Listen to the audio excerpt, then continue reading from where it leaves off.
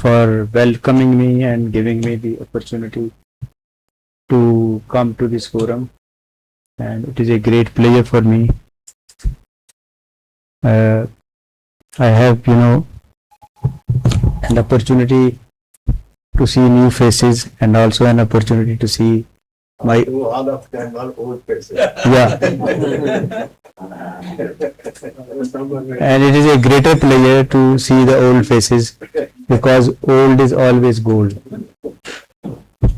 And luckily I have found my two colleagues. One is Dr. Professor Zahid Saab and Mirza Nadeem Saab, who is working with us in new hospital, in Farooq Hospital, Allama.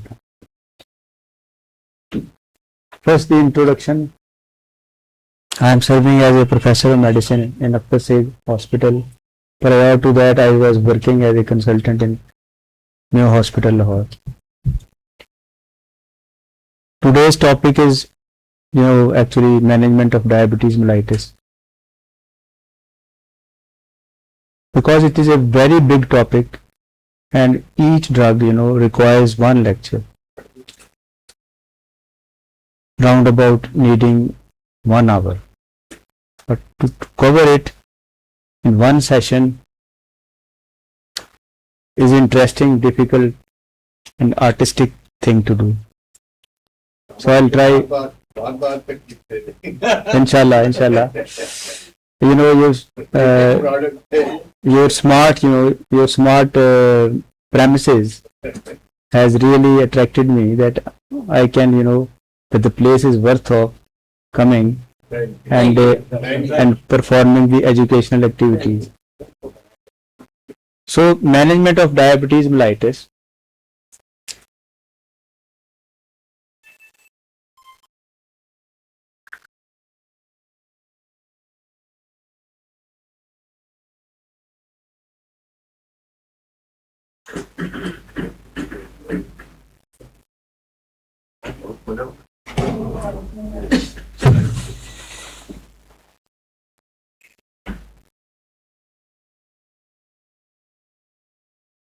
First, an introduction.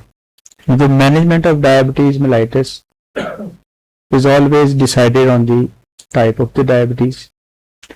And number 2 factor, which is most important and crucial, is the weight of the patient. Type 1, straight away, insulins. And primarily, insulin regular or short-acting insulins are the need of the time. And type 2 diabetes mellitus, usually the insulin is started when the patient's weight is lesser, because the most common complication of the insulin is the weight gain. Other complications are few. Hypoglycemia is very commonly found if the doctor offering the dose to the patient is not very sharp, or the patient is, performs or takes the dose on his own without knowing the consequences, that what can happen to me if I go to hypoglycemia or to the recurrent hypoglycemia. The patient can die with, or can develop the Alzheimer's disease, or can die with the brain death with hypoglycemia. Heart is also affected. So this is a long discussion, But if the weight of the patient is, again I am explaining, is more, BMI is more, then you need to have first the best drug, metformin. The other 2 drugs which have been in the market for over 2-3 years or 4 years, DPP-4 inhibitors and SGLT2 inhibitors, and now the GLP-1 and GIP. These are the 2 drugs these are the drugs which have to be combined with insulin or without insulin to the drugs only when the doctor fails to control the glycemia. And lastly, the intensification of the insulin of the insulin may be required over and above the already mentioned drugs. This is the extreme of the management of the diabetes mellitus in a few words. Otherwise, you can prolong the discussion as much as you can, because detailing too much requires a lot of time. Let us coming to the slides. Worldwide, 589 million people are suffering from the diabetes mellitus. And Pakistan is on the third number. Here in Pakistan is a one number. Actually, Pakistan is on the third number. India and China, because of their population more than 1.5 billion each, both of them are having 1.5 billion population. And Pakistan is having 24 or 5 crores of the population, and still Pakistan is having 34 million people who are suffering from the diabetes mellitus. 34 million people means that 3.4 crore people are suffering from the 3 crore is a huge population, you know. Some countries have a population only 20 lakh, 50 lakh, 60 lakh, 1 crore people. We are, you know, we can make 6 countries out of these 3.4 million people, 34 million people. 3 huge population. So it is a great business for the pharmaceutical companies.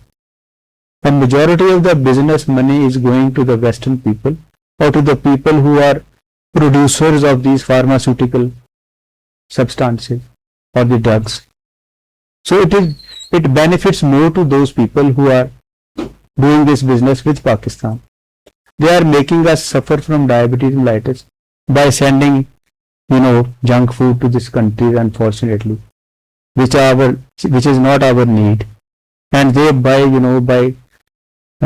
cleverness, by willfully, intentionally, they are forcing us to take the junk foods. Yes, it has become a fashion in our, you know, people. Our children, your children will not, you know, will rest you, allow you the rest. They will demand, you know, burger and shawarma, you know, from you. So these are the actual killers, because these are the foods, fried food and toasted foods and processed foods. These are the foods which produce glycation products, which produce oxidation problem, oxidative stress, damage to the tissues, and multi-organ damages, brain damage, heart damage, kidney damage. These are the foods which are responsible for glycation production, glycated food. In fact, you can remember this way. So we should always desist from eating these processed foods and burgers and shawarma. So 34 million people, 3.4 crore people, already discussed with you. See, here, you know, China and India are not included. All small countries, many small countries have been included. In them, Pakistan is on the top. It is a big market for those who are sending us the insulins and all anti-diabetic drugs, oral anti-diabetic drugs, OAA, right? See, so the prediction is, yes, selectively, you know, this slide has been tailored selectively. I mean, how many, you can't cover, you know, 150 countries. So selectively, a few countries have been included in this study. And, you know, Pakistan is on the top, and expectedly in 2050, this will be the number, 34 million people. Right now we have 31 million people. So expectedly we will be having 32. If we continue the same way, we will be having 30 percentage. Yeah, percentage. Percentage. I am talking about percentage. This is the 31%. Next year will be 34% people. Nice.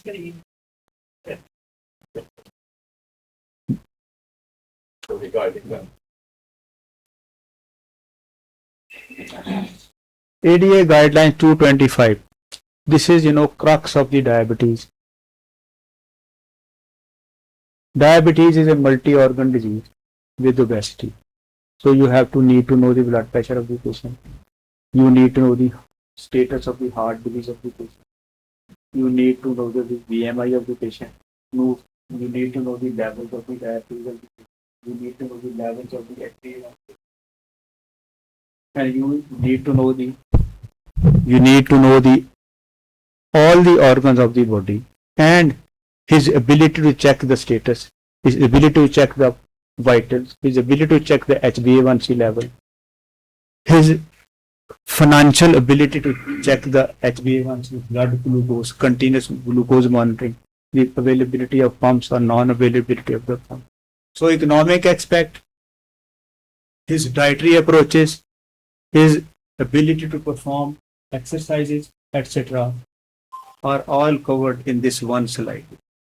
And finally, the ability to purchase the medicines and ability to avail the costly medicines. These are also a part of the same one slide. And everything will be revolving around it. Complications of diabetes mellitus, macro complications and micro complications. Micro complications will include retinopathy, nephropathy, diabetic retinopathy, diabetic nephropathy, and diabetic neuropathy. Diabetic neuropathy again divided to vascular and neurological. And rest all are, macro complications.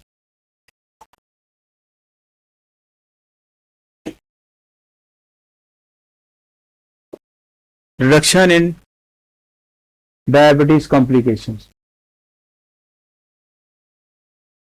through lifestyle modification and glycemia control.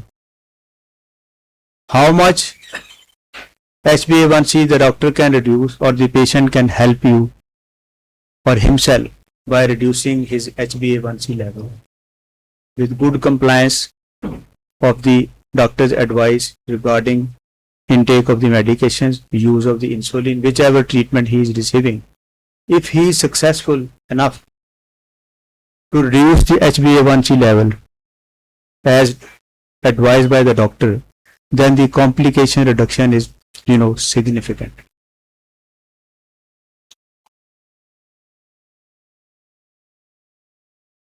You see, all these complications regarding heart, blood pressure are reduced once the glycemia control is achieved. On both sides, acute myocardial infarction and stroke. These are the main two. Nowadays, in working in medical units, most commonly the patients suffering from diabetes mellitus, they present to us with either heart disease, ACS, heart failure, or midway ischemia, sometimes suffering from angina, or say TIA or stroke. Most common complication. And the neurology cases, stroke patients, especially the ischemic stroke patients, their number is on the high side. They are increasing day by day, and neurologists of the town are very busy because of the common complication, stroke.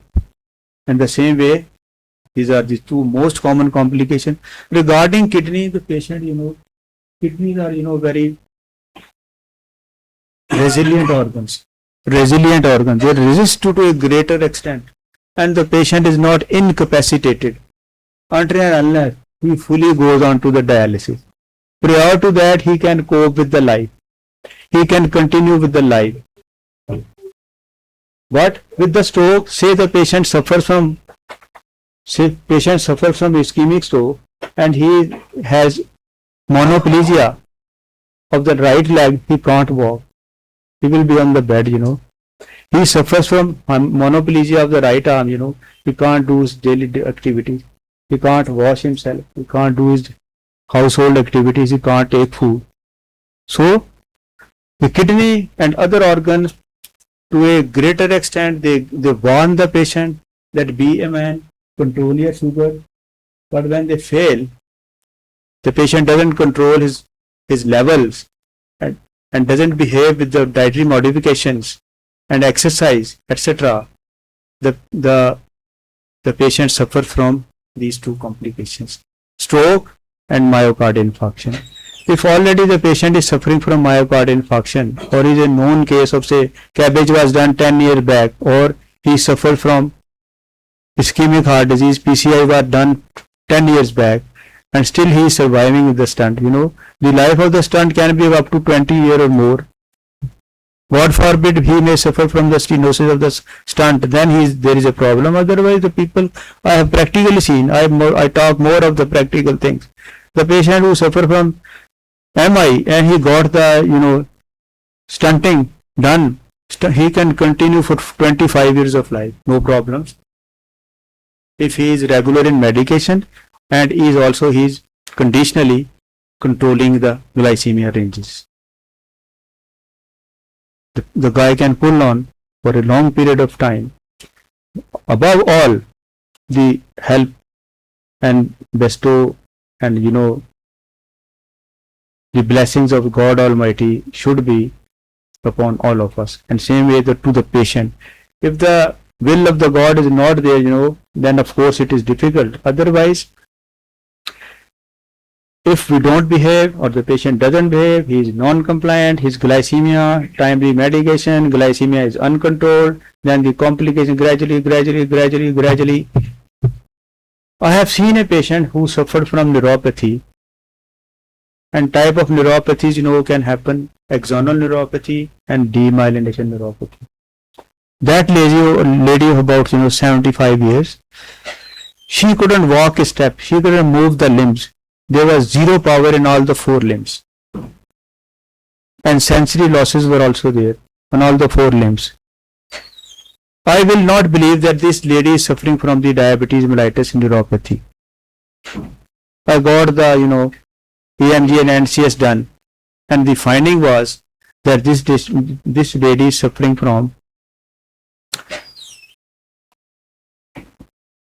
diabetic demyelination neuropathy, both axonal and demyelination. So this is again a neurological complication similar to the stroke. So glycemia control with reduction of HbA1c, they carry a tremendous value. In simpler words, good glycemia control is the goal of the doctor and the patient. See, the amputation is the highest number. It is a macro complication, 43%. Then 33% microvascular complications, myocardial infarction, macro complication, 14%, and diabetes-related deaths, 24%, with multi-organ involvements. Heart is also involved, kidney is also involved, and brain is also involved. You will find in the market the patients who suffer from, ischemic heart disease, followed by atrial fibrillation, followed by, stroke, and then recurrent strokes, and led to the, kidney involvement, which is a micro complication, and eventually, the patient dies. This is, the slide in which, 3 things are discussed: heart failure, stroke, TIA, and CKD. In heart failure, the drug of choice is SGLT2 inhibitors. In stroke, the drug of choice is GLP-1 receptor agonist. Glucagon-like peptide GLP. Glucagon-like peptide 1 receptor agonist. You know them already. Semaglutide is the very common drug which is being in Pakistan, or Ozempic. It is being used. So, if you find these people, don't be terrified. You have found a patient, and if you have the intention to use the GLP-1 RAs, if you have the intention, don't be upset with these diseases. You can use them provided the patient is obese and you want to cut the weight. You want to reduce the weight of the patient. And the patient is also agreed that I want to reduce my weight at all costs. In acute MI, no. Say no to GLP-RA. In acute kidney insult, say no to GLP-RA. In acute liver disease, say no to GLP-RA. In all of these diseases in chronic stages, except for CLD, you can use them RAs. In chronic stroke patients, always preferred. In heart disease, always preferred because they have diuretic effect also. SGL2 inhibitor, they have a diuretic effect also. And the patient who is suffering from CHF and whose ejection fraction is around say 35%, 20%, 25%. Now DAPA is the recommended drug. DAPA is the recommended drug for these patients. And it's a part and parcel of the treatment now onwards. So always use them. This is a lesson for everybody of us. So in CKD, SGL2 and GLP-RAs are again recommended, but the SGL2 inhibitors, their dose has to be cut down. Titration to the renal dose is required. Take care. Always, every drug except for insulin, all other drugs have to be titrated. They have renal doses.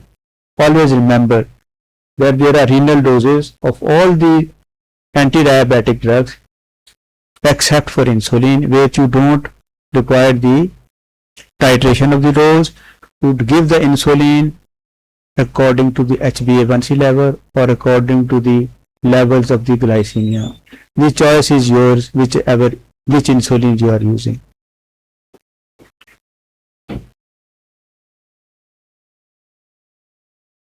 Dual therapy, triple therapy, intensification of the insulin.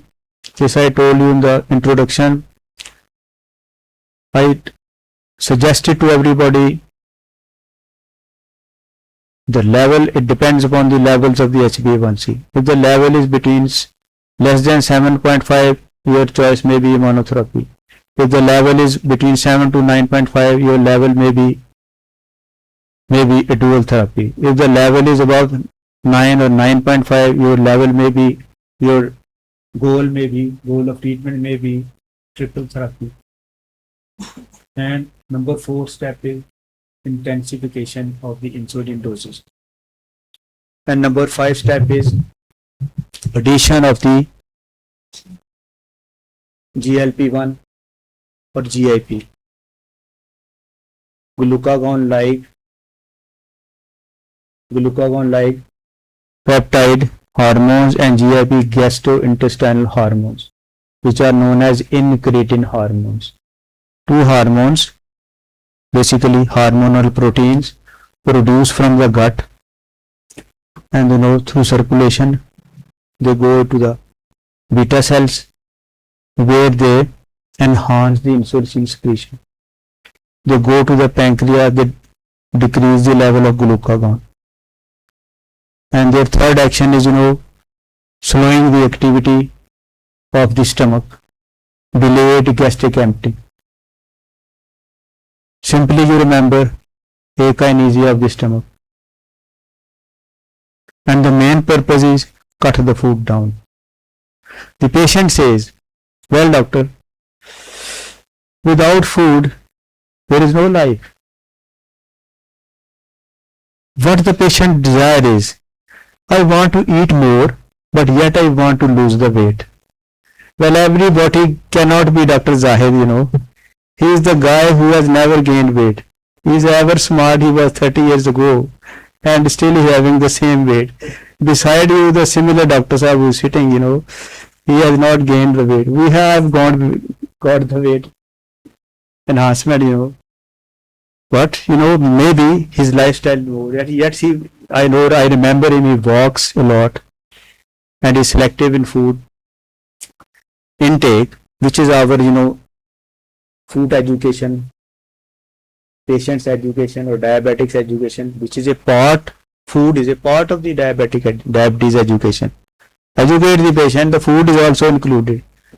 Take less and selective, and exercise must. Never use alcohol, never use smoking. Avoid these two dirty things. They are also diabetes causing agents. And they are the agents who also, inflict the heart, who inflict the brain also. Almost every tissue, including lung, stomach, kidneys, smoking, alcohol, are damaging to all of these. And above diabetes, they cause diabetes also. So, this is a very long lecture. I must enjoy it, but coming to the insulins, I would like to, insulin resistance. When insulin, fourth thing. One is when your fasting glucose is high, when your postprandial glucose is very high. Either insulin secretion is very less or insulin not working. The condition in which the insulin does not work is the obesity always. It is the biggest enemy of insulin, obesity. So therefore, weight reduction is the treatment number one for those patients whom you want to avoid the insulin resistance. Add number one, metformin. Add number two, SGLT2 inhibitors. And you can add, GLP-1 and GIP combo, tirzepatide, which is available. And you can add insulin also. But here I mean that when there is fasting hyperglycemia, then there is post-cancer hyperglycemia, insulin secretion is reduced in these individuals. So therefore, the patient develops insulin resistance.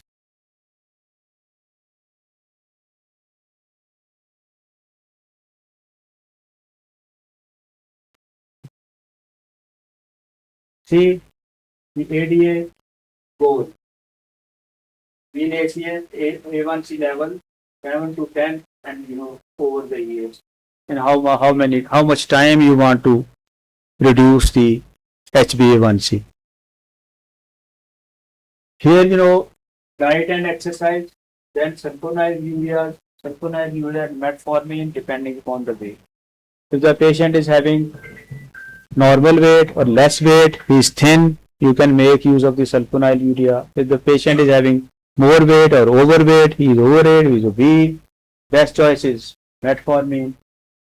Then if you fail, depending upon the HbA1c level from 8 to 9%, then you combination agents. Already I have discussed with you. So the level of HbA1c is a decisive factor. In other words, the hyperglycemia, simpler word, hyperglycemia, this is a decisive factor. Your monotherapy fail, your dual therapy fail, your triple fail, then you go to the quadruple therapy, and last step already told, intensification. See here, the patients who are suffering from, you can see their HbA1c remaining in 7 to 8. Always remember, the person who comes to you in the clinic for diabetes, you can preclude that this guy is having poor glycemia control. Otherwise, he will never come to me. Or he suffers from hypoglycemia. These are the two factors which doctors have told. These are the two factors which bring the patient to you, to the consultant especially. When the glycemia is not managed by, the general practitioner, maybe somebody minds it, but reality remains. Sometimes, maybe one patient is not managed by me effectively or to the desired choice of the patient. that patient may touch the other doctor. There is no point in, minding it. That why the patient has gone to this doctor and why the patient has gone to that doctor by not choosing me, or first choosing me then switching over to some other doctor. Maybe the patient has his own mindset. He wants his satisfaction. Sometimes other thing, the patient, have different ideas. We should not go into that. The patient can come, but it comes to you only when he has poor control. And the number of the people, 87% people, they have poor glycemia control. That is why they come to the specialist doctor. They are in search of some professor who can serve them, who can give them help for management. And number two, they also have some complication. Otherwise they don't come. When they are in problem, maybe they have eye problem, maybe have erectile dysfunction, maybe they have come, walking difficulty by myopathy and neuropathy. Proximal myopathy is a common complication. And when they find it difficult to walk good, and they haven't lost my shoes, they can come to you. So these are the factors. The glycemia range 7 to 8% and 87% down to 44. This in between this range, the people have 7 to 8% of the HbA1c level, but their number is very high. Barrier to insulin. First of all, most common, injection, pain, hiding from the spouse, both ways, male and female. I remember a patient, a young boy, who married and asked me, "No, tell my wife." I said, "Okay." The doctor has to keep the secret of everybody. Even the father, mother, brother, sister. He is not supposed to tell the secret of the patient. This is a, sanctity with him. हमारे एक दोस्त है 15 साल उन्होंने बेगम को पता नहीं चलने दिया इंसुलिन लगा Yeah. डॉक्टर है Yeah. So this is, there may be a breakup, There may be a breakup. And unfortunately, if the girl suffers from the diabetes mellitus, straightway she will be divorced by the husband. Oh, I can't bear the burden of this lady, Lady burden is different, but the drug burden is separate. So two burdens he can't carry, So split up is imminent. एक काम नहीं होता Yeah. So the two problems are there. So that complaint came to me 10 years after. The wife of the boy came to me. "Well, doctor, you cheated me." I said, "Why? How I cheated you? You never told me that my husband is suffering from diabetes mellitus." Why? I said, "Why I should tell you? This was his secret. If you have some secret, I will never tell anybody. So don't be worried about. He has produced 3 kids now. But still, he's your sort of accused that you hid the information from me." So vice versa, woman never tells. But in the pregnancy, she tells. Otherwise, I have seen patient. She keeps on hiding by taking some medication, oral medication. But when there is a pregnancy, then I have seen personally the patient. Then they just, this is not solvable problem because of marriage split and etc. Then further issues. They have already children. Then it is a great problem. So in the last slide, stigma of insulin, continuity, economic burden, then complications of the injections like lipohypertrophy, allergy, very rare, quite rare, but there is. And weight gain, above all, weight gain, and hesitation to inability to count the units, flow to count the units. Sometimes instead of taking say 2 units, the guy takes 20 units and comes to the hospital with hypoglycemia. Practically I have seen. So these are the barriers of insulin injections. Many more, you can write them all. But the common one is stigma is the most common. That is a dirty thing. My husband will come to know. my wife will come to know pain. Some, a guy of 6 feet height is afraid of only small insulin syringe, but you can't change his mindset or his psyche. Well, he can fight with you, will give you a blow and get the same similar blows, but he's afraid of the insulin syringe. But surprisingly, but this happens, variety of human beings, variety of brains, variety of temperaments, varieties of approaches to the things, the challenges, right? Our desire, their desire, the desire of the Sami is 7%, my desire is, 6.5% or less than 6.5% HbA1c level. Fasting 80 to 100, my desire, and postprandial 150 around. Meticulously, you can't control 150 always on the clock, 150, not possible. Maybe 130, 160, 170 like this, but still acceptable. You can't go so tightly to control on one figure, right?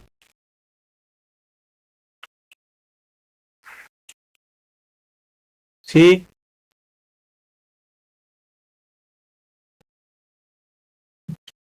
different drugs with monotherapy and reduction in the HbA1c level, right? Then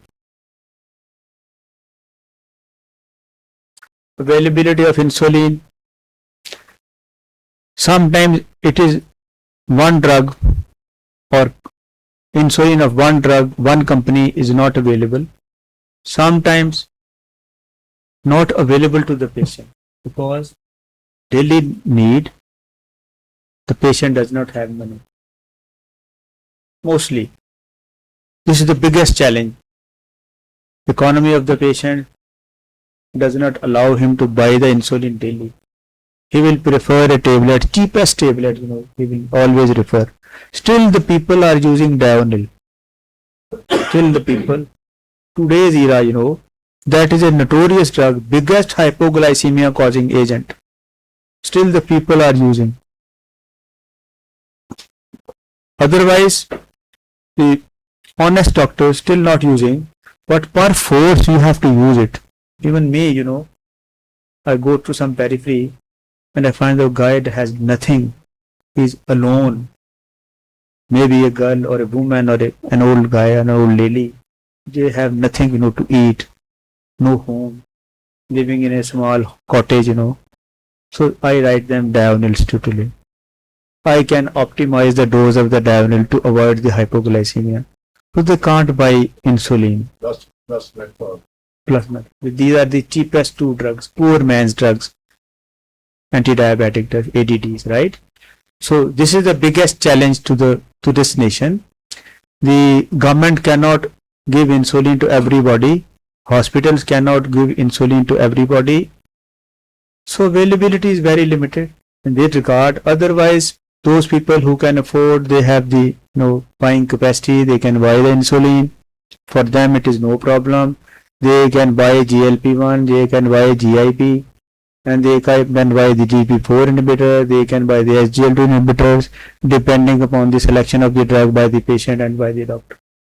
Certainly the patient doesn't, of course with a few with exceptions, the selection of the drug is the duty of the doctor, not by the patient. Sometimes the mistake is made by the patients, but it is corrected by the physician, yours, everybody like me, So 40% population being below the property, this I already discussed. Up to 50%. Starting a patient on insulin. Is insulin appropriate? I mean, is this patient a candidate of insulin? Earlier told you, type 1, only choice insulin. A small baby comes to me with insulin like this. 6 or 7 years old. I'm using insulin. Always remind. Babies, their dose requirement is very less. So be very careful in giving the insulin to the patient. Very, very quickly goes to hypoglycemia. Because insulin dose is 0.2 to 0.6 unit per kg of the body weight. So always check the weight of the baby who's type 1 diabetic, It is the only drug that baby can use. So therefore insulin, be very careful. Despite all efforts, the children, they go to hyper phenomenon very commonly, very frequently. I mean, sometimes they have the juice, they want the juice. You can't, their temptation cannot be defeated. Otherwise they will, create hell in the house. They will scream and cry and they will have, I want the juice, I want the juice. They will not let the mama sleep, they will not let the papa sleep. But you have to, optimize the dose according to the levels of the baby. Sometimes you need to give 4 times insulin, short acting or regular. You can switch over to them. So very important. What are physical and psychological barriers to treatment? Already discussed. Insulins. And then lifestyle. Always promote dietary counseling. Number two, weight reduction. And number 3, physical activity or exercise. 2.5 hours exercise should be the choice in obese patients and who are diabetics and whose BMI is higher. Otherwise, lesser time of activity or exercise is also recommendable, but 2.5 hours should be for those patients who are diabetics and who have more weight, or obese patients. What support is needed? So, what is the support needed? Yes, psychological. One component of it is psychological. Other support? Family support also. It in financial support. The most important aspect in support is show them the insulin, show the patient the insulin, how to store the insulin, where to store the insulin, in the fridge or in the deep freezer, People put them in the deep freezer and it is destroyed. Then put in the fridge, and by taking from the fridge, they straight away inject the insulin, which produces more lipohypertrophy. So normalize the temperature of the insulin to the room lab temperature. Then inject the insulin. Give caution to the patient. Give caution to the patient that don't use it straight away, getting from the fridge and injecting it. And then show him the reading on the slide, on the insulin syringe. Show them the pen, if they can use the pen. How to operate the pen. How to count the number 1, 2, 3, 4, 5, 15, 20, 30, 40, 50, 60, like this. Once I remember, I started 200 units to the patient in the morning and 100 units in the evening of 70-30 insulin. Then the patient levels were normalized and the patient was operated. He had a brain tumor. And what is the upper limit of insulin resistance? What is the upper limit of insulin resistance? Any friend with geopology? When you declare that this guy is insulin resistant and you have no hope in the insulin. 300. 300. Earlier it was 400, but now device criteria, earlier it was 400 by Harrison's principle of medicine. Now it is 300 units. You should not exceed. But fortunately, GLPs and GIP have come into the market. They can provide support to the insulin. They can rescue the insulin. Yes, they can rescue the insulin, in fact, because you are heading towards the insulin resistance. By offering them, the dose of the insulin is reduced, gradually reduce them. And I have used with quite a significant reduction of insulin dose with the use of the GLP and GIPs. Okay. Already told, stigma, pain, fear of insulin, needle itself, patient are afraid. hurdles as a big event in the life of type 2 patient. So for the new beginner, starting the insulin is like crossing the river on a rope, where there is an equal chance of falling into the river and dying, you know. These are the feelings of the beginner, insulin beginner. He is so much afraid that I am walking on the rope and I can fall into the river. These are the feelings. Good picture by somebody who. It should be patient plus healthcare professional.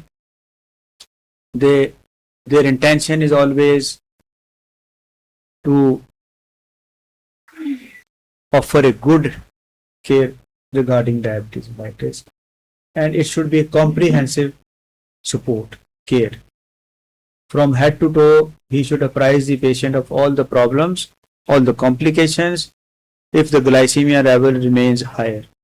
And those complications you already know. Insulin, short-acting insulins, some are human, some are analogs. R is human, analogs are Lispro and Aspart, and then NPH is human with modification in the NPH. First insulin was invented in 1921 by Best and Bunting, two scientists, Best and Bunting. The second insulin NPH, was invented in 1946 by Hans Christian Hagedorn. NPH insulin. It contains protamine, which is a fish protein, which is derived from the fish, probably fish sperm is a protein. By inserting this protamine and zinc into the human insulin, its peak effect and its duration of action has increased. This is the purpose of modification, modified amino acids in the insulin, regular human insulin. Then other injections, analogs.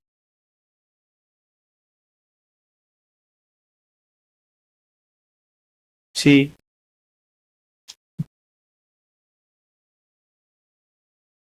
the effects of the insulin. When there is hyperglycemia, insulin automatically increases. When the glucose level declines, the insulin automatically declines in the body. Thus, on the same pattern, we treat the patient with the insulins. When we have eaten more, our insulin surge is there. If pancreas is functioning, if not functioning or poorly functioning, two possibilities, or least functioning, zero insulin. These are the three possibilities. If zero insulin, almost a treatment failure. If zero insulin, because all the drugs, purpose of all the drugs is to either sensitize the insulin or increase the secretion of the insulin. If there is zero production from the beta cell, they are fully destroyed with the diseases, viral diseases, malignant diseases, tuberculosis, chronic pancreatitis, calcified pancreas, beta total destruction, beta cell, alpha cell, everything in the pancreas structure is destroyed with the chronic pancreatitis or malignancy of the pancreas.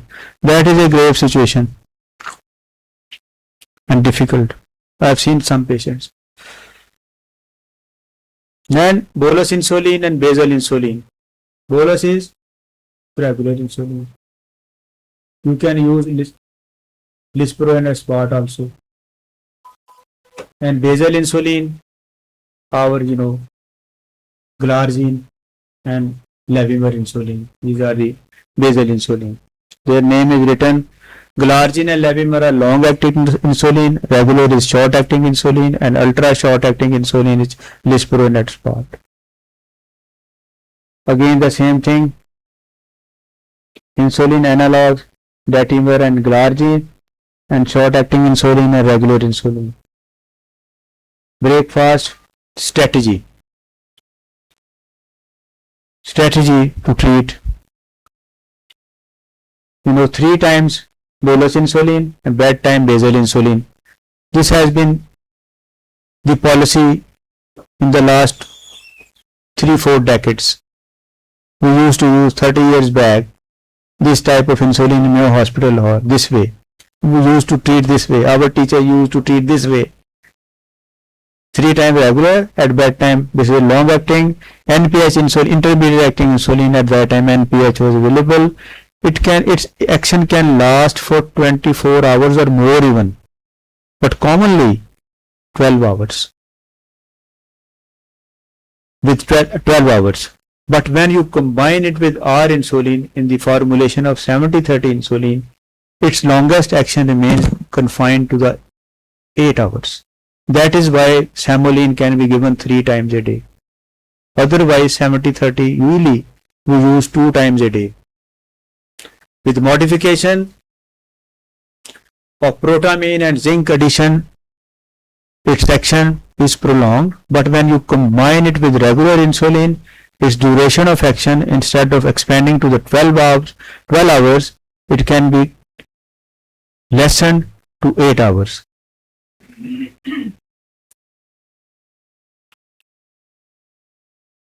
Premix insulin, Samolene,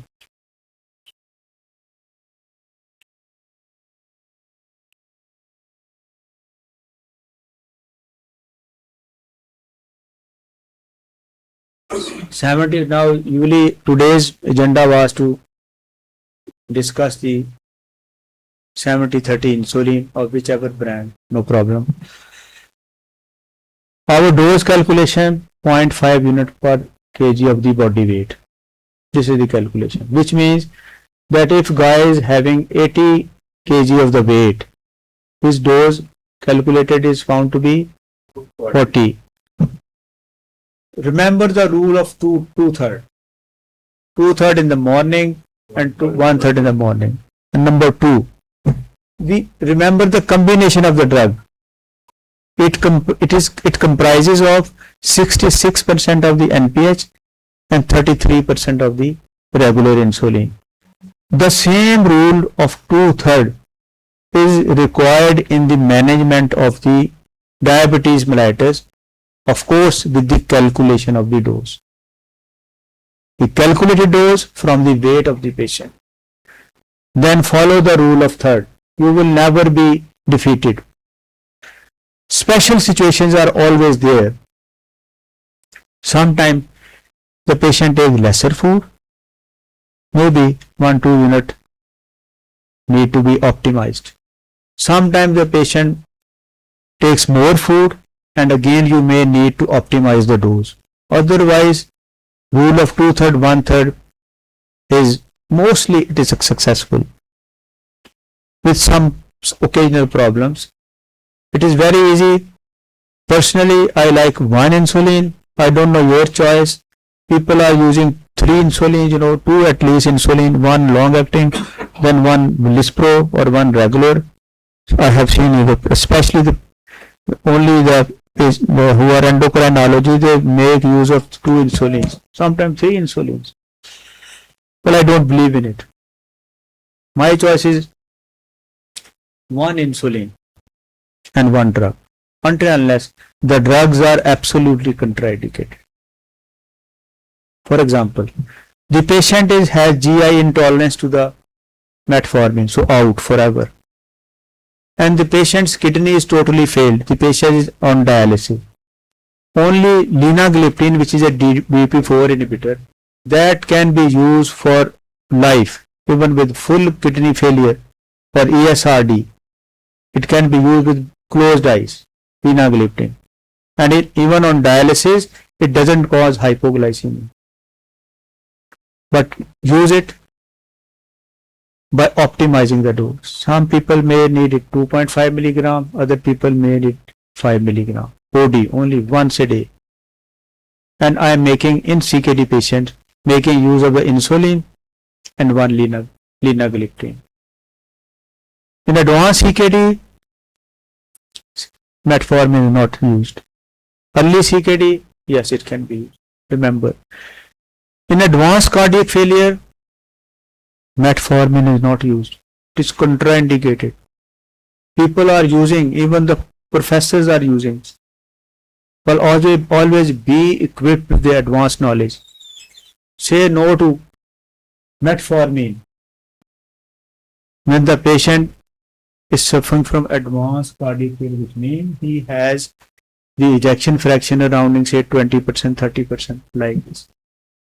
Don't use that.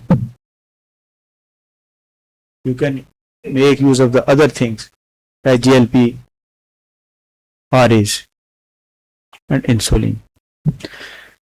The patient who is suffering from, say, heart disease, heart failure with 20% ejection fraction, he is on the brink of death. They all die in 5 years. Sudden death, with arrhythmia, etc., with failure.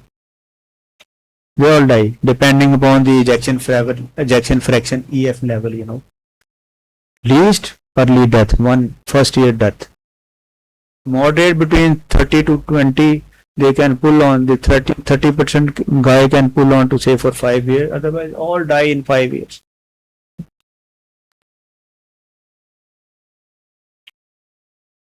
It contains basal component and bolus component also. Can be used once a day, can be used twice a day, can be used 3 times a day. I have told you, sometimes once a day can serve you the problem, and you can add one oral drug at night, or if you have in the night, then you can use one drug in the morning, or 2 times a day, one injection, 2/3 in the morning, 1/3 at night is the best choice. Sometimes if it is not controlled, then you can use it 3 times a day. But always keep in mind the weight of the patient. Follow the rule. Don't disobey the rules. Last subservient people are always successful in the field of medicine.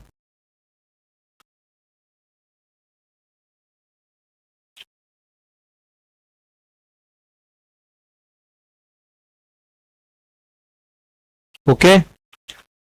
This I have already told you. Support required from the family, I have already told you. Because insulin is a sort of a war, not a battle, not a single day job. Maybe the guy suffered from diabetes mellitus when he was 30 years. Now he is 90 years. 60 years war. Have you ever thought of this thing? That the patient who was 30, 40 years and now he 80s or 90s, but still he is surviving. So he will be requiring insulin and other ADDs for 60 years. So this is a big challenge for the patient, for the family. It is an economic burden. The guy has suffered from the retinopathy. He can't inject himself. He can't recognize the oral drugs. So some relative is required, son is required, father is required, mom is required, somebody is required. So these are the problems when you have to offer the patient the insulin. This is the support needed. Conclusion: preventing complication, one of the 2 goals of diabetes management. Glycemia control is an important pillar in preventing complications. Insulin therapy remains to be an important treatment in diabetes mellitus. Good quality human insulin can help control diabetes and reduce cost. Diabetes is a marathon, not a sprint. Thank you very much. Marathon means a long war. Sprint means 100-meter race or 50-meter race. Sprint. So it is not a sprint. It is a marathon. And sometimes the marathon is about 60 years marathon. It is not a war. It is not a battle. No, it is a war. Sometimes greater than Great World War II.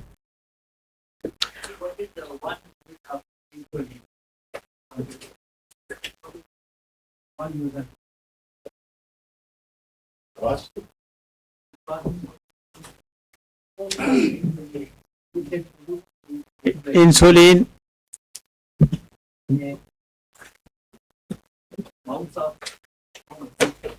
Your insulin syringe, you know.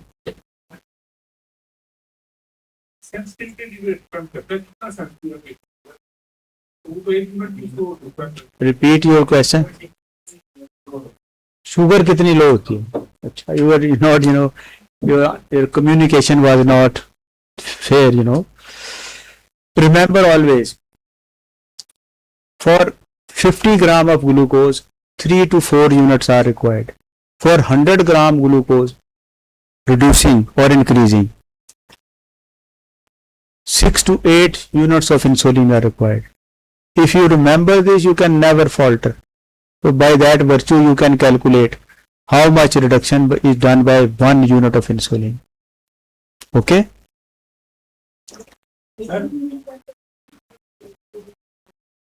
20 चौकासी नहीं, 18 नहीं करती, ये 10 से 15 करती है. 10 से 15, 4 से 50 हो जाती है. अब मैं लिख दूँ now.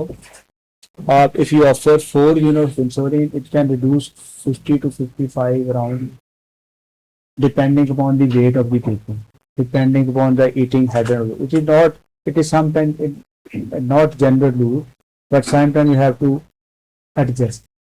Maybe a little more in some individual, maybe less in some individual. Like her, you know, less in me. Like obese patient, maybe you need more 6 units. For reduction of, or to lower the 50 milligram glucose, sometimes you need 3 units, sometimes 4 units, sometimes 5 units. But on the average, my personal experience is 4 units are enough. I told you earlier, meticulous control to one figure, say 130, 120 is not possible. So maybe 120, 30 is acceptable. You know, one bite of the food extra, you know, the glucose can vary. So you cannot, you know, bind the patient that it should be 140, it should be 140 only. Not possible.